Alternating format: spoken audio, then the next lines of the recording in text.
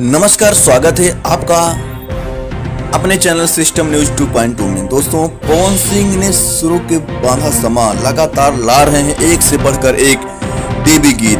पवन सिंह ने रचा इतिहास, इस साल सबसे ज्यादा हिट देने वाले सिंगर बने। जी हाँ दोस्तों, पवन सिंह भोजपुरी के ऐसे कलाकार हैं जो अपने एक्टिंग से ज्यादा अपनी उदारता, लोगों का सम्मान करना और सिंगिंग में तो उनको महारत हासिल शामिल है। जी हाँ दोस्तों, पवन सिंह इस साल हिंदुस्तान के सभी सिंगर छोड़कर यूट्यूब पर बादशाहत कायम की। इनके आगे बॉलीवुड, भोजपुरी, पंजाबी सभी सिंगरों के से आगे निकल चुके हैं। जी हाँ दोस्तों, पवन सिंह का इसी बीच एक और धमाकेदार सुपर हिट देवी गीत लेके आ रहे हैं। शुरू के बादशाह पवन सिंह, जिस गाने का नाम है मैया का गहना गढ़ौनी। यह देवी गीत बहुत प्यारा देवी गीत है।